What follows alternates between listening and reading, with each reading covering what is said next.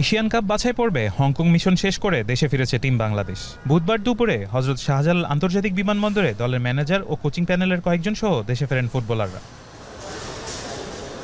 যদিও Hong Kong match শেষেই ইংল্যান্ডের উদ্দেশ্যে রওনা দেন হামজা, সাথে ইতালির উদ্দেশ্যে ফাহমেদুল ও কানাডাতে সমিত সোম। এশিয়ান কাপ কোয়ালিফায়ারের তৃতীয় রাউন্ডের গ্রুপ সিতে হংকংয়ের বিপক্ষে 1-1 গোলে ড্র করেছে বাংলাদেশ। আর এই ড্রয়ে কার্যত শেষ হয় বাংলাদেশে এশিয়া কাপের মূল পর্বে খেলার স্বপ্ন। তবে বিমানবন্দরে নেমে অধিনায়ক জামাল ভুঁইয়া জানালেন, হংকংয়ের মাঠে দ্বিতীয়ার্ধে ভালো ফুটবল খেলেও জয় পায়নি বাংলাদেশ।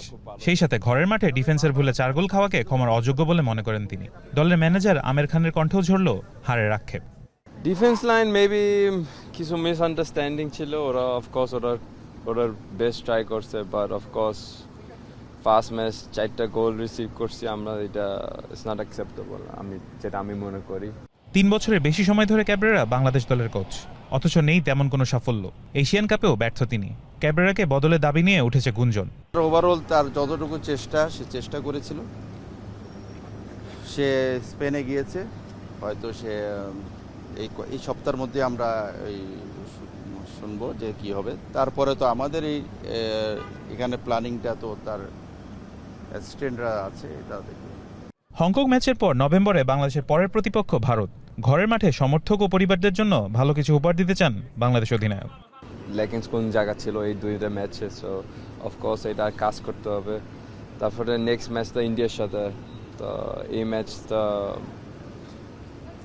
একটা হিস্টোরি ম্যাচ না। আমরা যেহেতু গ্রুপ থেকে, আমাদের চেয়েও কিন্তু ইন্ডিয়া কম সময় ব্যয় করে না, অর্থ ব্যয় করে আরও বেশি।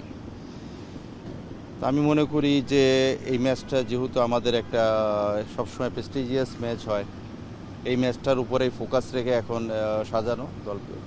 1980 সালের পর আবারও বাংলাদেশের সামনে সুযোগ ছিল এশিয়ান কাপের মূল পর্বে খেলার। বাছাই পর্বে 4 ম্যাচে জয়ের খুব কাছাকাছি গিয়েও শেষ পর্যন্ত হতাশাই সঙ্গী লাল সবুজদের। তবে ঘরের মাঠে ভারতের বিপক্ষে জয় দিয়ে রাঙাতে চায় হামজা জামালরা। ফারহান ইহসান, এখন, ঢাকা।